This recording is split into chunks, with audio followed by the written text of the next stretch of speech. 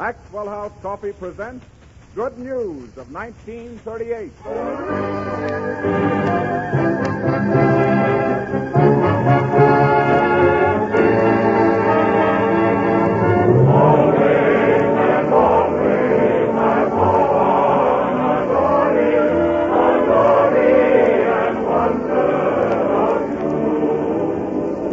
Another hour behind the scenes in Hollywood, brought to you by the makers of Maxwell House Coffee from Metro-Goldwyn-Mayer, home of the screen's greatest stars. Tonight you will hear Robert Montgomery, Frank Morgan, Fanny, Brice, and Hanley Stafford, Rita Johnson, Gabby Hartnett of the Chicago Cubs baseball team, Louis Stone, Mickey Rooney, and Connie Boswell. And in the concert hall, Meredith Willson will play the world's most beloved march. See if you can guess what it'll be. And now, here's your host for this evening, Mr. Just a minute, son. I'll take charge. Yes, just a minute, son. I'll take charge. Well, Mr. Morgan, I understood that Meredith Willson was to be master of ceremonies. Wilson? Oh, you're new here, aren't you, son? No, sir. Well, would you like to keep your job? Yes, sir. Well, you just watch me, young fellow, and you won't make any mistakes. Ladies and gentlemen, in the absence of my very dear friend Bob Taylor, I'm sure you'll be glad to hear that your host for this evening will be none other than that beloved screen star, Frank Morgan. Yes. You may applaud if you wish. You can... well, you're doing fine, Mr. Morgan. Thanks, son. What's your name? Ted Pearson? Yes, well, stick around, Ted. Do you know Bob Taylor? Why, yes, sir. I know quite a bit about him. Well, Ted, we won't talk about that. I happen to know that Bob Taylor is a very nice fellow. You can forget all that stuff about his cheating at cards. I never heard about that, sir. Well, I'm telling you now.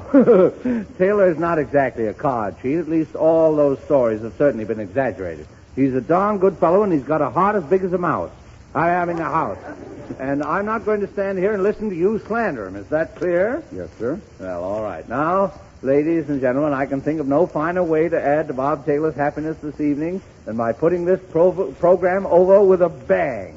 He'll be thrilled no end when he hears you applauding his old friend, Frank Morgan.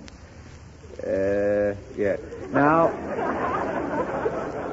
it's obvious to me we'll have to have some way of coordinating this applause. Suppose we arrange a little signal. I'll give you the signal, and then you applaud. Now, here's the signal. And remember, you're really applauding for Bob, not me. Now, let's try it. Oh,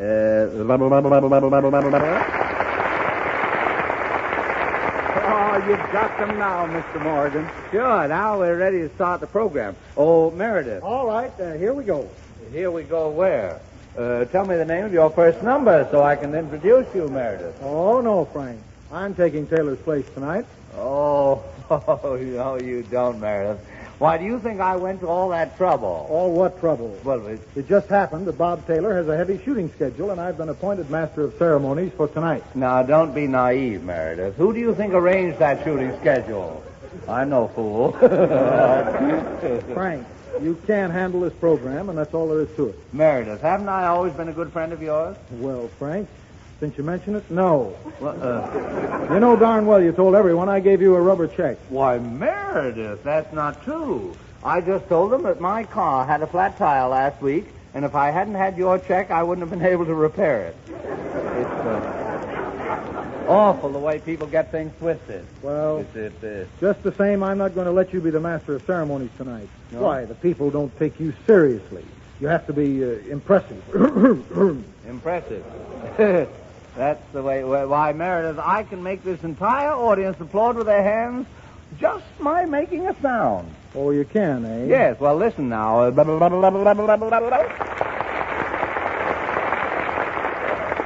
Well, I'll be hornswoggled. I'll bet it was an accident. Oh, do you think so? Well, I've got to take my hat off to you, Frank. How do you do it? Well, it's my personality, that's all. Can I help it if I'm electric? Why, audiences all over the world have been thrilled by the mere... Excuse me, Mr. Morgan. What is it, son? Well, about that applause signal you arranged with the audience. Aha. The engineer says you'll have to get a different signal because the percussion on the dial is... step outside, will you please? Now, the first thing you have to learn in radio is discretion. You see, you get it. Ladies and gentlemen, the orchestra starts the program with Merrily We Live, from the picture of the same name.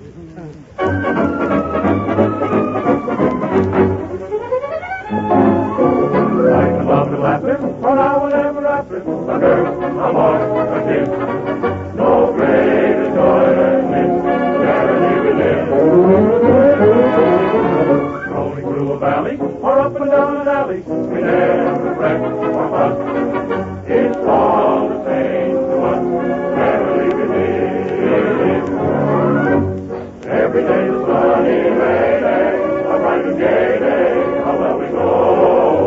Part of never ending May Day, put on a finer show. Isn't this a sweet dream? When up you won't get me dreams, and just between us two.